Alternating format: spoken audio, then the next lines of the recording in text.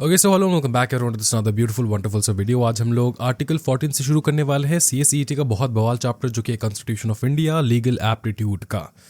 अच्छा, आर्टिकल 14 के बारे में अगर मैं बात करूं तो आर्टिकल 14 कहता क्या है। आर्टिकल 14 जो है वो इक्वालिटी के बारे में बात करता है, राइट टू इक्वालिटी। लेकिन स्पेसिफिकली कौन सा इक्वालिटी? स्पेसिफिकली अगर मैं पूछूं कि अगर इक्वालिटी के बारे में बात किया जा रहा है तो कौन सा equality? Number 1, equality before the law. Equality before the law का मतलब होता है कि हर एक individual regardless of the status subject to the same law रहेगा। अगर कोई अमीर है उसको भी सेम लॉ फॉलो करना होगा, अगर कोई मिडिल क्लास है उसको भी सेम लॉ फॉलो करना होगा, अगर कोई बहुत ज़्यादा गरीब है उसको भी सेम लॉ फॉलो करना होगा। इसको कहा जाता है इक्वालिटी बिफोर द लॉ। दूसरा है equal protection of the law. इसका मतलब ये होता है कि इक्वल ट्रीटमेंट मिलेगा सबको, इक्वल राइट्स मिलेंगे, इक्वल प्रिविलेजेस मिलेंगे, किसी भी प्रकार का डिस्क्रिमिनेशन नहीं होगा। अगर तुम एफआईआर लिखने जाओगे तो तुम्हारा भी एफआईआर लिखा जाएगा, क्योंकि तुम गरीब हो इसलिए तुम्हारा एफआईआर नहीं लिखा जाएगा, ऐसा नहीं है। तुम गरीब हो, अमीर हो, मिडिल क्लास हो, कहीं से भी हो, तुम्हारा एफआईआर लिखा जाएगा। तो equal protection of the law, equal protection of the law, क्या ये समझ में आ रहा है? अब देखो और एक चीज, आर्टिकल 14 क्या कहता है। Article 14 applies to all person, not just citizen. सिर्फ सिटीजन को नहीं, सारे इंसानों को। All person not just citizen, including corporations. अब कॉरपोरेशंस आपने कंपनी लॉ में पढ़ा होगा कि कॉरपोरेशंस जो है वो भी एक प्रकार के इंसान होते हैं, आर्टिफिशियल पर्सन होते हैं। तो all person including corporations established in the case of Chiranjit Lal Chaudhary versus the union of India. इस केस लॉ में ये बात स्टैब्लिश हुआ कि कॉरपोरेशंस को भी प्रोटेक्शन मिलेगा लॉ के अंदर। ठीक है, अपने कॉन्स्टिट्यूशन के अंदर, अपने आर्टिकल 14 के अंदर कॉरपोरेशंस को भी, सिर्फ जिंदा इंसान नहीं, आर्टिफिशियल पर्संस को भी मिलने वाला है, मतलब कॉरपोरेशंस को भी मिलने वाला है। क्या ये समझ में आ रहा है? फिर देखो बताया गया, the right to equality under article 14 is recognised as a basic feature of the Indian constitution as affirmed in the Sawhney versus Union of India. इस केस लॉ में ये स्टैब्लिश किया गया कि आर्टिकल 14 जो है ये सबसे बेसिक इंडियन कॉन्स्टिट्यूशनल राइट है। क्या ये समझ में आ रहा है? ओके, नेक्स्ट हम लोग देखेंगे आर्टिकल 15। आर्टिकल 15। आर्टिकल 15 बहुत सुंदर है। कहता है कि कोई भी किसी भी प्रकार का डिस्क्रिमिनेशन नहीं होना चाहिए solely on the basis of religion, on the basis of race, on the basis of caste, on the basis of तुम्हारा gender, on the basis of birth, of place of birth. तुम कहाँ पे जन्म लिए हो, दिल्ली में जन्म लिए हो तो तुमको अच्छा खासा आर्टिकल 15 मिलने वाला है। तुम कहाँ पे जन्म लिए हो, तुमने नागालैंड में जन्म लिया है तो भी तुमको अच्छा खासा जो है राइट मिलने वाला है अंडर आर्टिकल 15। तो तुम कहाँ से जन्म लिए हो, कहाँ पे जन्म लिए हो वो फर्क नहीं पड़ता, तुम्हारा रिलीजन क्या है वो फर्क नहीं पड़ता, रेस, कास्ट, तुम्हारा जेंडर जो है वो फर्क नहीं पड़ता, एंड ऑल्सो तुम्हारा प्लेस ऑफ बर्थ फर्क नहीं पड़ता। कोई स्टेट जो है वो डिस्क्रिमिनेट नहीं कर सकता ऑन ऑल दिस बेसिस। क्या ये समझ में आ रहा है? हाँ जी सर। फिर आर्टिकल 15(2) क्या कहता है? आर्टिकल 15(2) कहता है, no citizen can be denied access to public places like shops, restaurants, hotels, or entertainment venues, nor can they be restricted from using public facilities like wells, tanks, roads, etc. Sir tanks मतलब tank, हम लोग tank भी use कर सकते हैं। Tank मतलब वो वाला टैंक नहीं, ये टैंक जो है इसका मतलब होता है पानी का टंकी। समझ में आ रहा है? पानी का टंकी, वेल, ठीक है, वेल, रोड्स, कोई रोक नहीं सकता। तुम काले हो, तुम रास्ते पे चल नहीं सकते क्या? चल सकते हो, कोई टेंशन वाली बात नहीं है। तुम गोरे हो, तुम रास्ते पे चल नहीं सकते क्या? चल सकते हो, कोई टेंशन वाली बात नहीं है। और मेरे कुएं से तुम पानी नहीं निकाल सकते क्योंकि तुम काले हो, ऐसा कुछ नहीं हो सकता। क्योंकि तुम महिला हो, ऐसा कुछ नहीं हो सकता। आर्टिकल 15 राइट देता है कि सबको इक्वल राइट है पब्लिक चीज़ों को यूज़ करना, और वो पब्लिक वेल होगा। ऐसा नहीं तुम्हारे घर का वेल, तुम्हारा प्राइवेट वेल के बारे में बात नहीं कर रहे। घर का वेल, रास्ता किसका है, रोड किसका है? रोड भैया पब्लिक का है, सबका है। टैंक्स, पानी का टंकी किसका है? सबका है। वेल किसका है? सबका है, पब्लिक वेल है। तो वो सारे, क्या ये समझ में आ रहा है? कुछ एक्सेप्शंस है तो उसको तुमको मैं बताना चाहता हूँ। एक्सेप्शंस ये है आर्टिकल 15 में, the state can make special provisions for the womens and children. Women and children के लिए स्पेशल प्रोविजंस और अच्छे खासे प्रोविजंस बना सकते हैं कौन? स्टेट। ठीक है, एडिशनल बेनिफिट दे सकता है स्टेट, स्टेट मतलब वही कंट्री।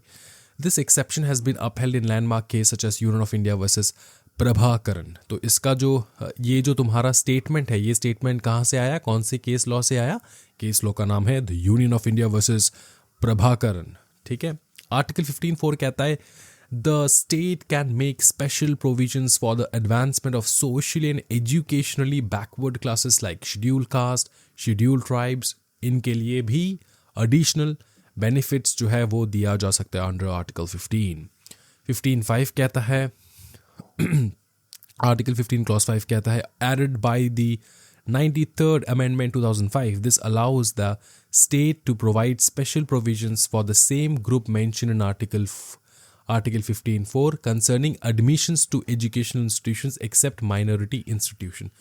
तो तुमको एजुकेशनल इंस्टीट्यूशंस में भी किनको, मतलब इनको SC ST इनके बारे में बात कर रहे हैं, एजुकेशनल इंस्टीट्यूशन में एडमिशन लेने को भी मदद होगा और बहुत ज़्यादा तुमको सपोर्ट मिलेगा except for minority institutions. Minority institutions मतलब होता है, माइनॉरिटी कौन होता है? On the basis of religion, on the basis of religion अगर कोई माइनॉरिटी है, उनका कोई एक अलग से स्कूल वगैरह है, तो वहाँ पे तुम एडमिशन ज़रूर नहीं ले सकते, लेकिन जो गवर्नमेंट ने बना के रखे हैं पब्लिक स्कूल वगैरह, वहाँ पे तुमको एडमिशन वगैरह लेने के लिए बहुत ज़्यादा मदद होने वाला है, उसके लिए भी प्रोविजंस बना के रखे। किन के लिए? SC ST, समझ में आ रहा है? फिर आता है अपना article 15 clause 6 introduced by the 103rd Amendment 2019. This permits special provisions for economically weaker sections EWS. economic weaker section 10% का जो तुमको रिजर्वेशन मिलता है इन दी एजुकेशनल इंस्टीट्यूशंस। क्या ये तुमको पता है? हाँ सर, सिर्फ आपका SC ST नहीं, अब जनरल वाले भी जनरल कैटेगरी के लोग भी 10% रिजर्वेशन का हकदार है, 10% रिजर्वेशन का हकदार है। ये 2019 का लेटेस्ट अमेंडमेंट था, 103rd अमेंडमेंट 2019 में। मोदी सरकार ने क्या किया बताओ? बोले कि 10% रिजर्वेशन ले लो तुम लोग, कोई टेंशन वाली बात नहीं। इकोनॉमिकली वीकर सेक्शन जो है EWS, इकोनॉमिकली वीकर सेक्शन जो गरीब है, ठीक है, उनको 10% रिजर्वेशन मिलेगा, कोई टेंशन वाली बात नहीं है। डिस्पाइट ऑफ द फैक्ट कि तुम जनरल कैटेगरी के हो, कोई दिक्कत वाली बात नहीं। यहाँ पे वो SC ST वाला कोई खेल नहीं है, 10% रिजर्वेशन जनरल वाले भी ले सकते हैं। उसके बाद हम लोग देखेंगे आर्टिकल 16। आर्टिकल 16 कहता है equality of opportunity in public employment. अब इस चीज़ को मैं तुमको समझाता हूँ। पब्लिक एम्प्लॉयमेंट मतलब गवर्नमेंट जॉब, सरकारी नौकरी। गवर्नमेंट जॉब में तुमको पूरा इक्वालिटी मिलने वाला है। डिस्पाइट तुम, जैसे मैंने तुमको वो हॉस्पिटल वाला एग्जाम्पल बताया था ना, कि हॉस्पिटल में पकड़ लो, मेरे को चाहिए, मेरा प्राइवेट हॉस्पिटल है, मेरे को चाहिए मेल रिसेप्शनिस्ट, तो फीमेल वाले आके बवाल नहीं मचा सकते कि क्यों हमको नहीं दिया जा रहा है अपॉर्चुनिटी। तो वैसे ही वो तुम्हारा तो पब्लिक प्राइवेट सेक्टर है ना, प्राइवेट सेक्टर में तुम ये कॉन्स्टिट्यूशनल वाले राइट्स नहीं मांग सकते, तुम गवर्नमेंट से जाके मांगो, गवर्नमेंट इंस्टीट्यूशन। तो यही है पब्लिक एम्प्लॉयमेंट, ये है आर्टिकल 16। आर्टिकल 16 कहता है कि जितने भी गवर्नमेंट के डिपार्टमेंट्स है, वहाँ पे इक्वल अपॉर्चुनिटी मिलेगा सबको, प्रोवाइडेड दैट कुछ एक्सेप्शंस है वो मैं तुमको बताऊंगा, लेकिन अभी के लिए इतना तुम याद रखो कि सबको इक्वल राइट है किसी को भी गवर्नमेंट जॉब लेने का। अब वो रिजर्वेशन वगैरह है वो तो एक्सेप्शन में आएगा, मैं तुमको बताऊंगा धीरे धीरे। देखो article 16(1) Clause 1 guarantees all citizens equality of opportunity in employment or appointment to any office under the state. State के अंडर में कोई भी ऑफिस है वहाँ पे तुम एडमिशन ले सकते हो in terms of employment। समझ में आ रहा है? उसके बाद देखो आर्टिकल 16 Clause 2 कहता है prohibits discrimination against any citizen on the grounds of religion, race, caste, sex, descendant, place of birth or residence। तो आर्टिकल 16 कहता है कि तुम काले हो सफ़ेद हो, तुम्हारा रिलीजन ये है वो है, ये कोई भी मैटर नहीं करता in terms of public employment, सबको इक्वल राइट मिलेगा। एक्सेप्शंस देखेंगे अब हम लोग। Allows parliament to make laws regarding residence within a state और union territory as a qualification for certain employment और appointments. Qualification for certain employments इसका मतलब समझो तुम, और अपॉइंटमेंट्स ये समझो, इसका मतलब ये होता है कि सुनो, जहां कहीं पे कुछ पर्टिकुलर क्वालिफिकेशंस नेसेसरी हो, जैसे कि तुम हॉस्पिटल में डॉक्टर बनना चाहते हो तो तुम्हारा डॉक्टर का क्वालिफिकेशन चाहिए होगा। तुम ऐसे नहीं कह सकते कि सर मेरा कॉन्स्टिट्यूशनल राइट है, मैं डॉक्टर नहीं हूँ, फिर भी मेरा राइट है, कॉन्स्टिट्यूशन राइट देता है कि मैं इस हॉस्पिटल में डॉक्टर बनूँ। तुम्हारा क्वालिफिकेशन होना होगा। तो जिस जगह पे क्वालिफिकेशन बेसिस पे कुछ है, क्वालिफिकेशन बेसिस पे रिक्वायरमेंट है, ठीक है, वहाँ पे क्वालिफिकेशन चाहिए होगा, वहाँ पे ये एक्सेप्शन है। क्वालिफिकेशन जहाँ पे चाहिए होगा, क्वालिफिकेशन चाहिए होगा, वो डिस्क्रिमिनेशन नहीं है, वो एक्सेप्शन है। क्या ये समझ में आ रहा है? समझ में आ रहा है।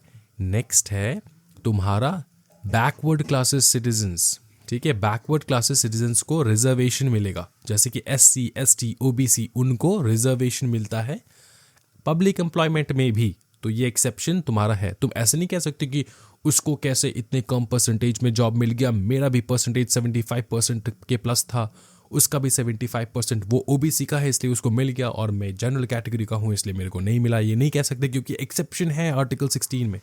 आर्टिकल 16 में ऑलरेडी एक्सेप्शन दे रखा है कि चाहे आप जनरल कैटेगरी को हो, आप पब्लिक एम्प्लॉयमेंट आपको मिलेगा, लेकिन कुछ एक्सेप्शंस है कि जैसे कि हमारे बैकवर्ड क्लासेस के लोग SC ST उनको जो है अलग से हम लोग अपॉइंटमेंट करेंगे, अलग से हम लोग उनका रिजर्वेशन रखेंगे। ये वाला सीट जो है आप नहीं ले सकते। समझ में आ रहा है? ये है आर्टिकल 16 क्लॉज 4। आर्टिकल 16 क्लॉज 4 ये कहता है, ये भी सेम है, फॉर रिजर्वेशन के बारे में बताया गया है।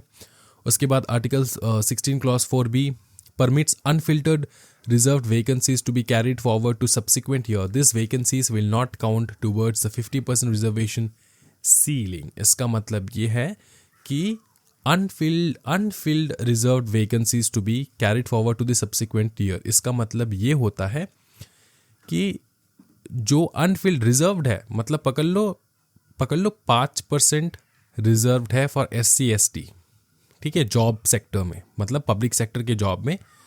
लेकिन इस साल SC ST का कोई एप्लीकेशन आया नहीं, सिर्फ 1% भरा है। तो ये जो 4% बचा है उसको कैरी फॉरवर्ड कर देंगे अगले साल। तो अगले साल कितना हो जाएगा? 5 + 4, ठीक है। प्रोवाइडेड दैट, एक चीज provided that this vacancies will not count towards the 50% reservation ceiling.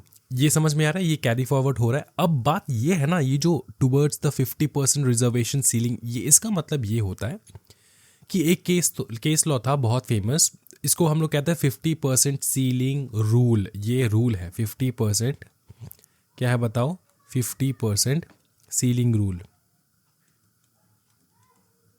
Ceiling rule इसका मतलब क्या होता है? इससे होता क्या सर? इसका मतलब ये होता है कि बहुत फेमस केस लॉ था, केस लॉ का नाम था इंदिरा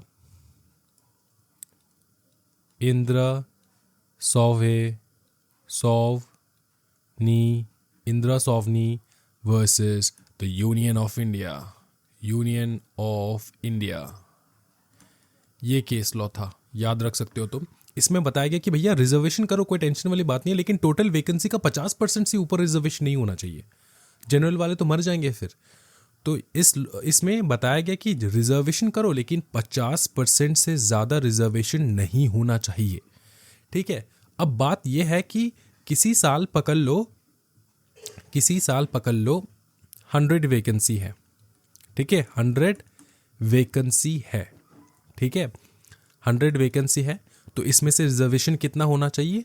50 होना चाहिए रिजर्वेशन, इससे ज़्यादा रिजर्वेशन नहीं होना चाहिए। अब 50 रिजर्वेशन में से सिर्फ 20 ही रिजर्वेशन का सीट फिल हुआ क्योंकि क्वालिफाइड नहीं थे सब लोग। अब रिजर्वेशन में भी क्वालिफिकेशन चाहिए होगा ना, रिजर्वेशन वाले भी तो एग्जामिनेशन देते हैं, उनको भी तो भैया एक लिमिट होता है, एक कट ऑफ होता है जिसको पास करना होता है, जिसको क्रैक करना होता है, तब जाके उसको जॉब मिलेगा। ऑब्वियसली उनका कट ऑफ हम लोग जनरल कैटेगरी के कट ऑफ से बहुत कम होता है। अब बात यह है कि अगर 20% फिल हुआ वैकेंसी, अब कितना परसेंट बचा है? 30%। अब अगर ये 30% हम लोग फिल नहीं करें तो ये 30% लैप्स कर जाएगा।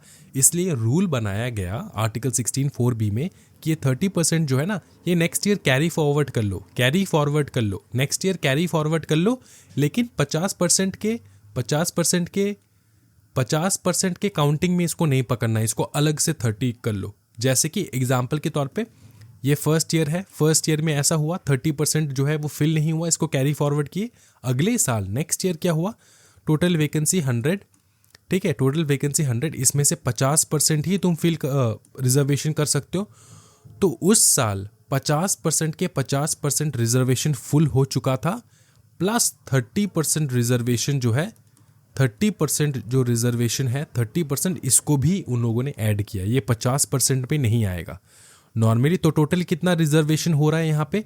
टोटल रिजर्वेशन हो रहा है 50 प्लस 30, ठीक है, 50 तो पूरा हो चुका है, प्लस 30 हो रहा है। ये 30 कहाँ से आया? अगले साल, पिछले साल से आया। पिछले साल जो 30 का तुम्हारा रिजर्वेशन फिल नहीं हुआ था जॉब का, वही कैरी फॉरवर्ड हुआ, तो टोटल हो गया 30। समझ में आ रहा है? 30 प्लस 50। क्या ये समझ में आ रहा है? क्या ये समझ में आ रहा है? बताओ, क्या ये समझ में आ रहा है? हाँ, ठीक है सर, कोई टेंशन वाली बात नहीं, बहुत ज़्यादा बवाल। ओके, और अनरिजर्व्ड कितने हैं? अनरिजर्व्ड 50 ही रहेंगे।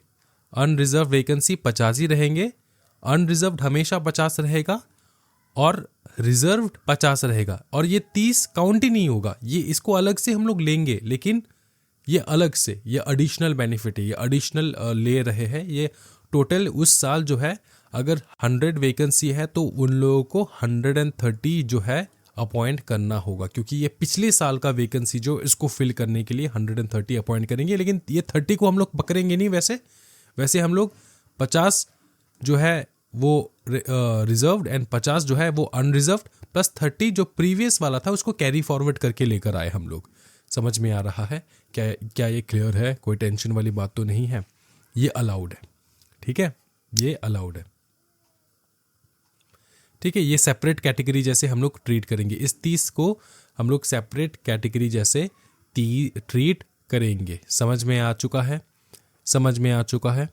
हाँ जी, ओके।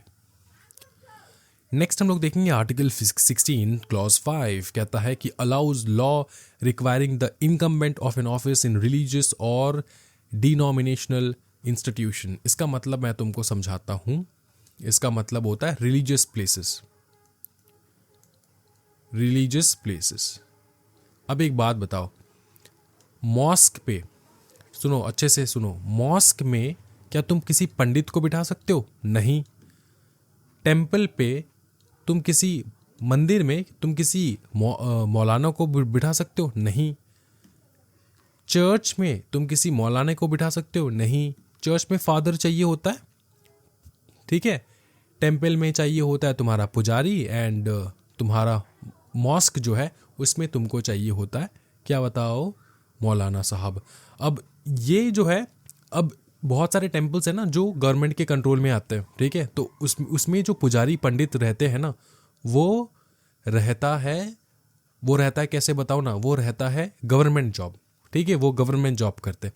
अब गवर्नमेंट जॉब जो है उसमें कोई मुसलमान जो है वो अप्लाई नहीं कर सकता इन ए टेम्पल, ठीक है। फादर जो है वो अप्लाई नहीं कर सकता इन अ, बताओ ना, क्रिश्चियन जो है वो अप्लाई नहीं कर सकता इन अ टेम्पल, क्योंकि वहां पे चाहिए होगा पंडित। सेम वे मॉस्क में पंडित अप्लाई नहीं कर सकता। क्या ये समझ में आ रहा है? अब यहाँ पे तुम ये नहीं कह सकते सर ये तो तुम्हारा आर्टिकल 15 का ब्रीच हो रहा है। आर्टिकल 15 कह रहा है कि गवर्नमेंट जॉब में तो डिस्क्रिमिनेशन तो हो ही नहीं सकता। सर आर्टिकल 15 कहता है डिस्क्रिमिनेशन किसी हाल में हो ही नहीं सकता, on the basis of religion तो हो ही नहीं सकता। सर आर्टिकल 16 तो रिलीजन को ब्रीच कर रहा है भाई। ये एक्सेप्शन है, ये एक्सेप्शन है, ये एक्सेप्शन में आता है। एक्सेप्शन में आएगा। क्यों आएगा? क्योंकि भैया टेम्पल में पुजारी पंडित तो बैठेगा ना, मंदिर में पंडित बैठेगा, वरना कैसे होगा? समझ में आ रहा है? पूजा कौन करेगा? ये समझ में आ रहा है ना, इसलिए। क्या ये समझ में आ रहा है? क्या ये समझ में आ रहा है? और आर्टिकल 16(6) ये जो नया 103rd अमेंडमेंट आया है 2019 को, ये 10% रिजर्वेशन मिलता है। For what? फॉर बताओ ना, इकोनॉमिकली वीकर सेक्शन के सोसाइटी के लोगों के लिए। क्या ये समझ में आ रहा है? इकोनॉमिकली वीकर सेक्शन के जो लोग हैं उनके लिए। क्लियर हो चुका है सर। आर्टिकल 17 एंड 18 क्या कहता है भाई? आर्टिकल 17 एंड 18 दर्द भरा आर्टिकल है। ये कहता है अनटचेबिलिटी के बारे में बात होता है यहाँ पे। अनटचेबिलिटी, छुआछूत, ठीक है। ये हम लोग देसी भाषा में कहते हैं छुआछूत। मुझको टच नहीं करना, तुम नीचे जात वाले हो। ये इसको अबॉलिश करता है अनटचेबिलिटी को, ठीक है। क्या ये समझ में आ रहा है? आर्टिकल 17 अबॉलिश करता है अनटचेबिलिटी को, एंड आर्टिकल 18 अबॉलिश करता है टाइटल्स को। टाइटल्स मतलब सर, टाइटल्स मतलब राय बहादुर, ठीक है, सुनो ना, टाइटल्स जैसे कि तुम्हारे राय बहादुर हो गया, फिर तुम्हारा अलग अलग से जो टाइटल्स है, मतलब मन के हिसाब से तुम टाइटल नहीं दे सकते अपने आप को। हेरिडिटरी टाइटल्स जैसे कि राजा, राजा, महाराजा, ठीक है, नवाब, नवाब, सर, ठीक है, लॉर्ड, ऐसे तुम नहीं बोल सकते, ऐसे तुम नहीं अटैच कर सकते अपने नाम के साथ ये सारा चीज। समझ में आ रहा है? नाइटहुड, ठीक है, नाइटहुड, ये फॉरेन वाले नाम है, फॉरेन वाले क्या है बताओ ना, फॉरेन वाले क्या है बताओ, फॉरेन वाले टाइटल्स है, नाइटहुड, राज बहादुर, वो सारे टाइटल्स जो अपने तुमको तुम्हारा दर्जा दिखाता है कि तुम इस दर्जे के लोग हो। तो इससे क्या होता है, डिस्क्रिमिनेशन होता है, इसलिए ये प्रकार के टाइटल्स तुम ऐड नहीं कर सकते, तुम इसलिए ऐड नहीं कर सकते। क्या ये समझ में आ रहा है? लेकिन कुछ टाइटल्स अलाउड है, जैसे कि मिलिट्री टाइटल्स, जैसे कि military titles, academic titles, CS, CA, lieutenant, colonel, ठीक है, ये सारे मिलिट्री टाइटल्स जो है वो अलाउड है।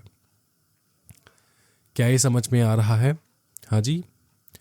नॉन सिटीजन्स जो होल्ड कर रहे हैं ऑफिस इंडिया में और trust under the Indian state must obtain the president's consent to accept titles from foreign state. Non citizens, अच्छा, फॉरेन स्टेट्स अगर, अच्छा, इसके ऊपर का जो पॉइंट है वो है Indian citizens are not allowed to accept titles from foreign state. Foreign state अगर तुमको टाइटल दे रहा है इज्जत देकर, अगर तुमको टाइटल दे रहा है तो तुम वो एक्सेप्ट नहीं कर सकते। मैं तुमको एक चीज़ बताता हूँ भैया, आज के डेट में जो कुछ भी आ जाए, विराट कोहली आ जाए, महेंद्र सिंह धोनी आ जाए, फिर तुम्हारा रोहित शर्मा आ जाए, जडेजा आ जाए, कोई भी आ जाए, लेकिन सचिन तेंदुलकर का जो कंट्रीब्यूशन है टुवर्ड्स इंडियन क्रिकेट वो भाई टच नहीं कर सकता, उस लेवल को टच नहीं कर सकता। ये सिर्फ मैं नहीं कह रहा हूँ भाई मेरे, तुम कह रहे होगे कि सर कह रहे हैं, सर कह रहे हैं, नहीं भाई, सुन एक बात सुन, यूके जो है ना, यूके, यूनाइटेड किंगडम, ठीक है, यूके ने सचिन तेंदुलकर को टाइटल दिया है, सचिन तेंदुलकर ऑफिशियल टाइटल दिया है सर का, सर सचिन तेंदुलकर। और ये सर का टाइटल वो स्कूल वाले सर को जो सर बुलाते हो वो वाला सर नहीं, ये सर का मतलब होता है एक दर्जा, एक तुम्हारा हायरकी दिखाता है तुमको कि तुम सर हो, सर सचिन तेंदुलकर ऐसे बुलाया जाता है, ठीक है, ऐसे। तो किसने दिया था बताओ ना? यूनाइटेड किंगडम ने। किनको दिया था? सचिन तेंदुलकर को। लेकिन क्या सचिन सर इस टाइटल को यूज कर सकते? नहीं कर सकते, वो एक्सेप्ट ही नहीं कर सकते इस टाइटल को। क्यों? क्योंकि इंडिया में टाइटल्स अलाउड नहीं है। Indian citizens are not allowed to accept titles from foreign state. समझे भाई मेरे? और अगर कोई फॉरेन नेशनल है, दूसरा पॉइंट जो आ रहा है यहाँ पे, जो फॉरेन नेशनल है, फॉरेन का बंदा है, इंडिया में काम कर रहा है, तो वो तो इंडियन नेशनल है नहीं, तो क्या वो टाइटल एक्सेप्ट कर सकते हैं? हाँ कर सकता है, लेकिन प्रेसिडेंट की कंसेंट के बाद। प्रेसिडेंट ने कंसेंट दे दिया तो वो टाइटल एक्सेप्ट कर सकते हैं। कौन लेने जाएगा प्रेसिडेंट का कंसेंट एंड देन टाइटल लगाएगा अपने नाम के आगे, है ना? तो इस बात का ध्यान रखें। Individuals holding offices or profit or trust under the state also requires the president consent to accept presents, accumulants or offices from foreign state. तो जो गवर्नमेंट का सरकारी नौकरी करते हैं उनको भी, सरकारी जो individuals holding office of profit और ट्रस्ट अंडर द स्टेट, उनको भी अगर कोई टाइटल वगैरह रिसीव हुआ तो वो भी प्रेसिडेंट का अप्रूवल लेकर वो एक्सेप्ट कर सकते हैं, वरना नहीं। चलो आगे बढ़ेंगे हम लोग। अबॉलिशन ऑफ टाइटल समझ में आ चुका है, article 18, and abolition of untouchability ये भी समझ में आ चुका है, जो छुआछूत है वो। Any enforcements of disabilities due to untouchability is considered as offence punishable by law. अगर अनटचेबिलिटी टच, ठीक है, तुम प्रैक्टिस कर रहे हो, इन्फोर्समेंट कर रहे हो, प्रैक्टिस कर रहे हो, तो वो पनिशेबल है अंडर द लॉ, ठीक है। लेकिन सोशल बॉयकॉट अनटचेबिलिटी नहीं है, इस बात का ध्यान रखना। सोशल बॉयकॉट मतलब हम चाइनीज प्रोडक्ट यूज नहीं करेंगे, यह है सोशल बॉयकॉट, यह अनटचेबिलिटी नहीं है। हम चाइनीज प्रोडक्ट नहीं टच करेंगे, वो वाला अनटचेबिलिटी नहीं, ये है हम चाइनीज प्रोडक्ट जो है वो यूज नहीं करेंगे बिकॉज ऑफ आर पेट्रोइटिज्म। तो ये जो है ये बन जाएगा तुम्हारा, क्या बताओ ना, ये सोशल बॉयकॉट है, ये अनटचेबिलिटी नहीं है। क्या ये समझ में आ चुका है? ठीक है। Parliament power, parliament has the authority to impose penalties for violation of article 35A(2). तो पार्लियामेंट के पास भी पावर है कि वो जो है अनटचेबिलिटी अगर तुम कर रहे हो या कुछ भी, तो पार्लियामेंट तुमको सजा दे। नेक्स्ट हम लोग देखेंगे आर्टिकल 19, बहुत ब्यूटीफुल आर्टिकल। आर्टिकल 19 जो है ना 6 ब्यूटीफुल फ्रीडम्स के बारे में बात करता है। 6 ब्यूटीफुल फ्रीडम। तो आर्टिकल 19 से फ्रीडम स्टार्ट होता है, आर्टिकल 19 से फ्रीडम स्टार्ट होता है। एक बार यहाँ पे तुमको दिखा दूँ, हम लोगों ने आर्टिकल 14 से 18 तक जो है 14 से 18 जो है इक्वालिटी के बारे में हम लोगों ने सीख चुके। अब हम लोग स्टार्ट कर रहे हैं राइट टू फ्रीडम। आर्टिकल 19 से शुरू होगा right to freedom, right to freedom. अब तुम जितने भी, सुनो, अब तुम देश दुनिया में जितने भी प्रकार के, इंडिया में जितने भी प्रकार के तुम स्पीच वगैरह, ठीक है, भाषण वगैरह सुन रहे हो और देने का जो अधिकार है वो अधिकार दिया जाता है बाय दिस आर्टिकल 19। आर्टिकल 19 तुमको अधिकार देता है right to freedom of speech and expression, freedom of speech and expression. लेकिन इसका मतलब नहीं है, इसका मतलब ये नहीं है कि तुम इंडिया के अगेंस्ट कुछ भी बोल दोगे और तुमको छोड़ दिया जाएगा। अगर इंडिया के सॉवरेनिटी को, इंटीग्रिटी को हार्म हो रहा है तो तुमको दीवार में चुनवा दिया जाएगा। समझ में आ रहा है? ये एक्सेप्शन में पढ़ेंगे हम लोग, टेंशन ना लो। लेकिन freedom of speech and expression ये एक हकीकत है और ये आपको मिलता है under the article 19 clause 1 of the Indian constitution. Next है असेंबली पीसफुली विदाउट आर्म्स, मतलब तुम पीसफुली कहीं एक जगह पे जमा हो सकते हो, टेंशन वाली बात नहीं है। ग्रुप बना के जमा हो सकते हो, कोई टेंशन वाली बात नहीं है। फिर तीसरा है from association, union, cooperative societies. तुम अपना खुद का एसोसिएशन बना सकते हो, यूनियंस बना सकते हो, कोऑपरेटिव सोसाइटीज बना सकते हो। फोर्थ है move freely through out the territory of India. Article 19 अपने को पूरा राइट देता है कि इंडिया के किसी भी कोने में तुम जाके घूम के आ सकते हो। आर्टिकल 0.5 कहता है कि इंडिया के किसी भी टेरिटरी के अंदर किसी भी पार्ट में तुम सेटल हो सकते हो। और लास्ट पॉइंट कहता है कि किसी भी पार्ट में तुम प्रोफेशन फॉलो कर सकते हो, अपना ऑक्यूपेशन फॉलो कर सकते हो, अपना ट्रेड कर सकते हो इंडिया में कहीं पर भी। तो इसको याद कैसे रखे सर? याद करने का तरीका मैं तुमको बताता हूँ भाई। मेरे तरीका ऐसे बताऊंगा कि तुम फैन हो जाओगे मेरे, और तुम लिख डालोगे कमेंट सेक्शन में, sir ji you are absolutely great. ठीक है, इसको याद कैसे रखना है? देखो बहुत सिंपल है, पढ़ने का तरीका ऐसा होता है। CA/CT वाले बच्चे सीख लो ये तरीका, सो दैट तुम एग्जीक्यूटिव में ये अप्लाई कर पाओ। पकड़ लो तुम सारे मेरे स्टूडेंट्स हो, बहुत सारे मेरे स्टूडेंट्स हो। मैंने एक दिन बताया कि भैया मैं कलकत्ता में रहता हूँ, तो मैं कलकत्ता का एग्जाम्पल लूँगा। ये जो विक्टोरिया है, तो विक्टोरिया मेमोरियल पे मैंने तुम सबको बुलाया। क्यों बुलाया सर आपने? क्योंकि मेरे को भाषण देना है, फ्री स्पीच। फ्री स्पीच क्या सर हम लोग सब एक साथ आ सकते हैं? हाँ सर, पीसफुली आ सकते हो, लेकिन याद रखना कोई आर्म्स एंड एम्यूनेशंस, हथियार वगैरह साथ में लेकर नहीं आना है।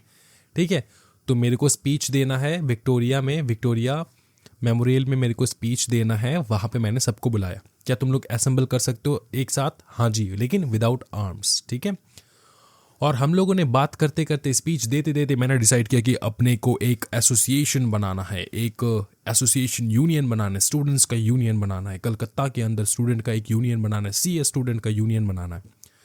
तो क्या मैं बना सकता हूँ? हाँ बना सकता हूँ सर।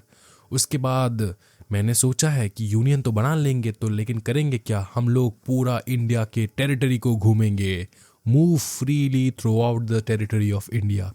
घूमते घूमते घूमते घूमते घूमते घूमते मैं कश्मीर चला गया, और कश्मीर में मेरे को एक बहुत सुंदर महिला मिली और मेरे को प्यार हो गया। और मैंने सोचा कि वहीं पे रिसाइड कर देते यार, यूनियन वगैरह तो बनता रहेगा, वहीं पे रिसाइड कर लेते, वहीं पे रिसाइड कर लेते, वहीं पे सेटल कर लेते। लेकिन सेटल करेंगे, रिसाइड करेंगे, पैसा कैसे कमाएंगे? पैसा कमाएंगे अपना खुद का ऑक्यूपेशन, प्रोफेशन, टीचिंग का ऑक्यूपेशन एंड प्रोफेशन जो है वो फॉलो करेंगे। तो प्रैक्टिस एनी प्रोफेशन और carry on any occupation, trade और बिजनेस, वो मेरी मर्जी है। मैं ट्रेड करूँ, बिजनेस करूँ, ऑक्यूपेशन करूँ, या फिर मेरा खुद का प्रोफेशन फॉलो करूँ। तो मैं क्या करूँगा? मैं टीचिंग करूँगा, नेटवर्क लगवा लूँगा, वाईफाई लगवा लूँगा, होम टीचिंग करूँगा, घर से बैठ के टीचिंग करूँगा। क्या मैं कर सकता हूँ? हाँ। तो क्या ये तुम भूल पाओगे? नहीं भूल पाएंगे सर। सबसे पहले क्या करना है? सबसे पहले सर को देना है स्पीच। तो सर बुलाएंगे अपने को विक्टोरिया मेमोरियल। तो वो हो जाएगा freedom of speech and expression. फिर सर ने सोचा है कि सर हम लोग सब आएंगे एक साथ, तो आएंगे ना, तो हम लोग क्या करेंगे, पीसफुली असेंबल करेंगे, लेकिन without any guns and ammunitions, without arms, peacefully assemble without arms. तीसरा हम लोग क्या करेंगे, सर ने सोचा है कि सर एक खुद का यूनियन बनाएंगे, तो यूनियन बना लिए, तो फॉर्म एसोसिएशन और यूनियन और कोऑपरेटिव सोसाइटीज। चौथा पॉइंट, सर ने सोचा यूनियन बना लिया, अब देश घूमेंगे, तो move freely through out the territory of India. ये घूमते घूमते घूमते घूमते सर पहुंच चुके कश्मीर, और कश्मीर में उनको एक बहुत प्यारी कश्मीरी लाल एप्पल से प्यार हो गया, और उसके बाद सर ने सोचा कि वहीं पर रिसाइड करना है सर को, तो सर ने वहीं पे रिसाइड करने का सोचा, reside and settle in any part of the territory of India. ठीक है, तो रिसाइड कर लिए, और उसके बाद सर को कुछ इनकम भी चाहिए होगा, तो सर अपना टीचिंग का प्रोफेशन जो है घर में बैठ के फॉलो करेंगे। प्रैक्टिस एनी प्रोफेशन और carry on any occupation, trade और बिजनेस। क्या ये तुम याद रख पाओगे? हाँ सर, आपका पूरा जीवन कथा जो है हम लोग यहीं पे सीख चुके हैं, और ये हम लोग याद कर पाएंगे, टेंशन वाली बात नहीं है। आर्टिकल 19(1) खत्म। ठीक है, उसके बाद हम कुछ एक्सेप्शंस देखेंगे। ठीक है, ये एक्सेप्शंस इंपॉर्टेंट है। Article 19(2) allows the legislature to impose reasonable restrictions on this freedom. कुछ एक्सेप्शंस, कुछ रिस्ट्रिक्शन तुम्हारे ऊपर लगेगा, ये एग्जामिनेशन में बहुत फेमस है। आर्टिकल 19 तुमको पूरा राइट देता है, right to freedom of speech and expression, assemble वसेंबल कर लो, घूमो नाचो गाओ, जो करना है करो, लेकिन फ्रीडम तो देता है, लेकिन कुछ रिस्ट्रिक्शंस लगाता है। रिस्ट्रिक्शन नंबर 1, रिस्ट्रिक्शन लगाता है from the following reasons. India के अगर किसी भी सॉवरेनिटी एंड इंटीग्रिटी को हार्म हुआ तो तुम्हारे ऊपर रिस्ट्रिक्शन लग जाएगा, तुम्हारे स्पीच के ऊपर रिस्ट्रिक्शन लग जाएगा, तुमको पकड़ के दीवार में चुनवा देंगे। फिर security of the state, state के सिक्योरिटी के साथ तुम खिलवाड़ कर रहे हो, ऐसा ऐसा भाषण दे रहे हो जिससे स्टेट का सिक्योरिटी हार्म हो रहा है, तो तुमको दीवार में चुनवा देंगे। फिर friendly relation with foreign state, हमारा भैया डोनाल्ड कह लो या फिर डोनाल्ड कह लो, डोनाल्ड ट्रंप के साथ हमारा बहुत अच्छा खासा फ्रेंडशिप है। मेरा पुतिन के साथ, व्लादिमीर पुतिन के साथ हमारा बहुत अच्छा खासा रिलेशन है। उस रिलेशन को तुम तोड़ रहे हो उल्टा सीधा भाषण दे के, भैया तुमको दीवार में चुनवा देंगे। उसके बाद पब्लिक ऑर्डर का मतलब बताओ?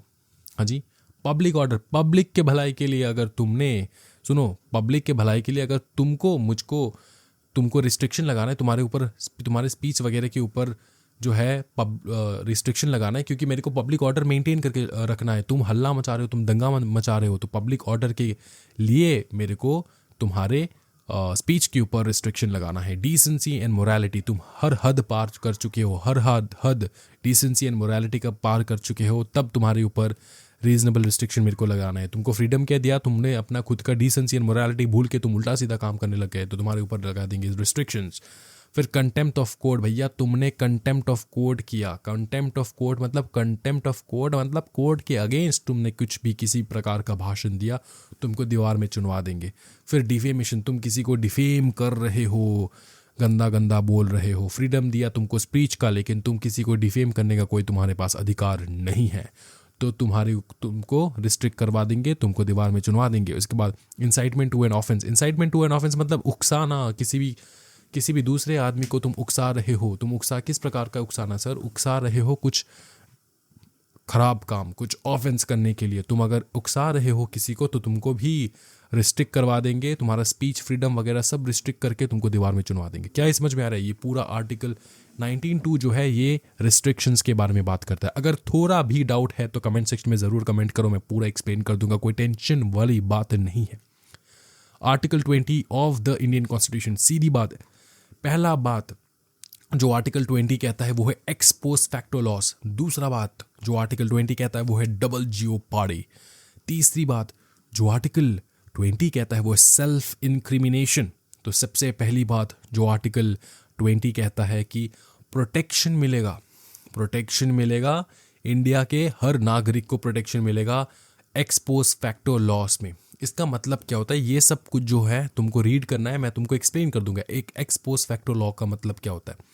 एक्स पोस्ट फैक्टो लॉ का मतलब ये होता है, अगर तुमने किसी भी प्रकार का ऑफेंस किया है और तुमको उस ऑफेंस के लिए 1 साल का जेल हुआ है, 1 ईयर का जेल हुआ है, कुछ टाइम बाद वो सेम ऑफेंस के लिए जो टेन्योर है जेल का, वो इंक्रीज हो चुका है। 6 महीने बाद तुम जेल में गए, 6 महीने गुजरा सिर्फ तुम्हारा, तुमको 1 ईयर के लिए, 1 ईयर के लिए, 1 साल के लिए तुमको जेल हुआ। तुमने पान खा के पुलिस ऑफिसर के मुंह में थूक दिया तो तुमको 1 साल का जेल हो गया। ठीक है, जेल हो गया 1 साल का। अब सुनो, तुम्हारा सिर्फ 6 ही महीना हुआ है कि तुमने जो ऑफेंस किया है उस ऑफेंस के लिए गवर्नमेंट ने रूल्स चेंज कर दिया। बोला कि अब से कोई भी अगर पुलिस ऑफिसर के मुंह में थूकेगा पान खा के तो उसको 2 साल का सजा होगा। तो तुमको सिर्फ 6 महीने का तुम्हारा टेन्योर कंप्लीट हुआ है। ठीक है, अब तुमको सुनने में आ रहा है कि जेल के अंदर से तुमको सुनने में आया कि सरकार ने टेन्योर बढ़ा दिया, 2 साल का कर दिया। तो क्या तुमको भी 2 साल के लिए जो है, 2 साल के लिए तुमको भी रहना पड़ेगा? आंसर है नहीं।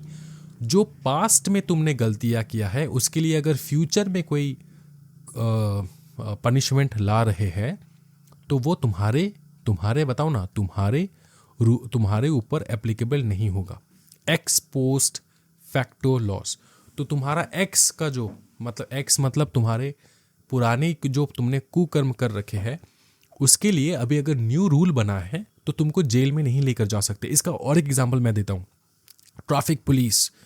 ट्रैफिक पुलिस ऑफिसर, ठीक है, ऐसे यहाँ पे खड़े थे और तुम बाइक लेकर जा रहे थे, गट गट गट गट गट गट गट गट गट गट गट बाइक लेकर जा रहे थे और ट्रैफिक पुलिस रोड साइड के सामने ऐसा एक साइन बोर्ड था जहाँ पे कुछ भी लिखा नहीं था। ऐसा एक साइन बोर्ड था जहाँ पे कुछ भी लिखा नहीं था। तुमने साइन बोर्ड के सामने थूक दिया। ठीक है, तुमने साइन बोर्ड के सामने थूक दिया, पान खा के थूक दिया। अब हुआ क्या? पुलिस ऑफिसर ने देखा, ट्रैफिक पुलिस ऑफिसर ने देखा और तुमको पकड़ के बोले तुमने इस साइन के सामने थूका कैसे? तुमने बोला यहाँ पे कोई रूल्स एंड रेगुलेशन लॉ नहीं है, तुम मुझको पकड़ नहीं सकते, मेरे को जाने दो। और सच्ची में कोई रूल्स रेगुलेशन, कोई बार, कोई इस प्रकार का रिस्ट्रिक्शन वगैरह कुछ भी लिखा नहीं था साइन बोर्ड में, तो तुमने साइड में थूका, तुमको कुछ कर नहीं सकता पुलिस ऑफिसर, तुम चले गए। दोबारा 3 दिन बाद तुम उसी जगह से आ रहे थे और साइन में अब लिखा था, साइन बोर्ड में लिखा था यहाँ पे थूकने से तुमको 1 रात कारावास में गुजारना पड़ेगा, 1 रात जेल में गुजारना पड़ेगा अगर तुमने थूका इस जगह पे। ऐसा अगर लिखा है, फॉर एग्जाम्पल तुम आ रहे थे बाइक से गट गट गट गट गट गट गट, तुमने देखा साइन और तुमने नहीं थूका। इस बार तुमने थूका नहीं, तुम सिर्फ देख के पुलिस ऑफिसर की तरफ देखे और पुलिस ऑफिसर तुमको पकड़ लिए, बोले कि तूने उस दिन थूका था ना, देख नया लॉ बन चुका है। तो तुम भी बोल दिए भाई बकलोल, सीधी बात यह है कि मैं ओनली कंसेप्ट नो बकवास सीएस एग्जाम स्क्वाड का स्टूडेंट हूँ और सर कहते हैं कि जो पुराने काम मैंने किया है इसके लिए अगर अभी फ्यूचर में आके कोई जो है रिस्ट्रिक्शन, कोई लॉ बना है तो मुझको तुम पास्ट के क्राइम के लिए जो अभी तब जिस दिन मैंने कंडक्ट किया था वो क्राइम, उस दिन कोई पनिशमेंट ही नहीं था उसका। ठीक है, वो पास्ट वाले क्राइम के लिए जो आज के डेट में क्राइम है वो पहले तो क्राइम नहीं था, तो उसके लिए तुम मुझको अभी सजा नहीं दे सकते। क्या ये समझ में आ रहा है? हाँ सर।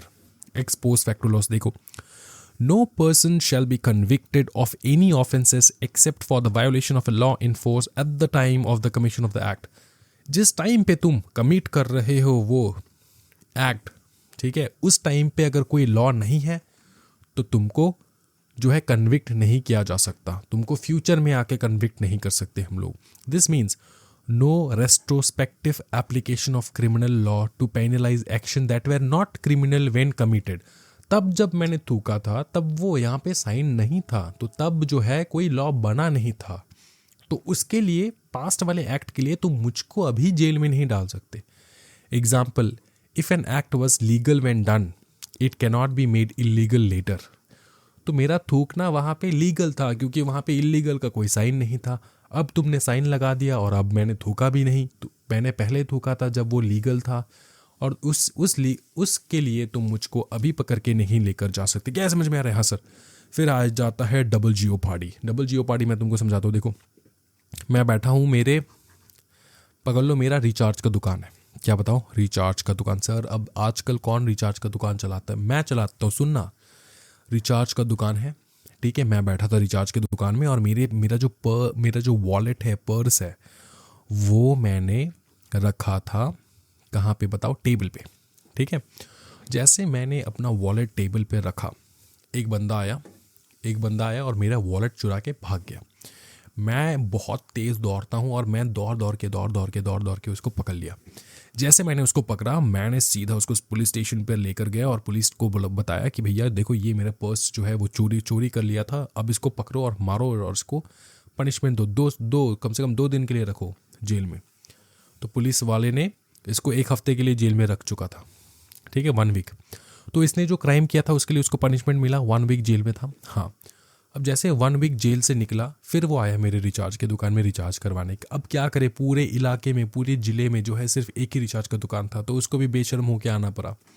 वो आया रिचार्ज कराने में, तब जो है ना, तब मेरी गर्लफ्रेंड वहीं पे बैठी थी। उन्होंने क्या किया, उन्होंने सीधा इसको पकड़ा कॉलर से और बोलेगा तूने मेरे स्वामी का वॉलेट जो है वो तूने चुराया, अब तू देख मैं तेरे को क्या करती हूँ। फिर से वो घसीट के उसको पुलिस स्टेशन लेकर गई और पुलिस ऑफिसर को बोला कि इसको पकड़ो, इसने मेरे स्वामी का वॉलेट जो है वो चोरी कर लिया था। ठीक है, तो क्या पुलिस ऑफिसर इसको फिर से जेल में डालेगा? नहीं डाल सकता, क्योंकि ये चोर जो है ना, ये पहले बहुत अच्छा स्टूडेंट था, वो सीएस एग्जाम स्क्वाड का स्टूडेंट था यार। तो उसने लेक्चर देख के रखा था, उसने लेक्चर देखा डबल जियोपार्डी का। डबल जियोपार्डी का मतलब ये होता है कि एक क्राइम के लिए 2 बार सजा तुमको नहीं हो सकता। डबल डबल डबल, एक क्राइम के लिए 2 बार सजा तुमको नहीं हो सकता। No person shall be prosecuted and punished for the same offence more than once. This ensures protection from being tried repeatedly for the same crime after acquittal or conviction. ये प्रोटेक्ट करता है उस चोर को जिसको पनिशमेंट ऑलरेडी मिल चुका है। समझ में आ रहा है? ये होगा आपका आर्टिकल 20। लास्ट है सेल्फ इनक्रिमिनेशन। सेल्फ इनक्रिमिनेशन का मतलब होता है खुद के अगेंस्ट विटनेस बनना। खुद के अगेंस्ट तुम गवाह कैसे दे दोगे भाई?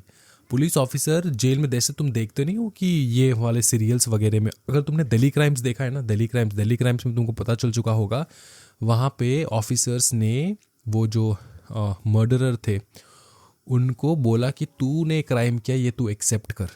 ये लीगल नहीं है, ठीक है, ये हो नहीं सकता। तुम अपने ही क्राइम के लिए अपना ही गवाह, अपना ही एविडेंस तुम प्रूफ करने के लिए तुमको कोई भी फोर्स नहीं कर सकता। No person accused of any offense shall be compelled to be a witness against themselves. तुम खुद की अगेंस्ट में विटनेस नहीं बन सकते। Protects individual from forced confessions. तुमको कोई फोर्स करके कन्फेशन नहीं किया जा सकता, तुमको कोई फोर्स करके एविडेंस प्रोड्यूस करने के लिए नहीं बोल सकते। समझ में आ रहा है? एक्सेप्शन, इसका एक एक्सेप्शन है, प्रोवाइडिंग डॉक्यूमेंट्स और physical evidences is not considered self incrimination.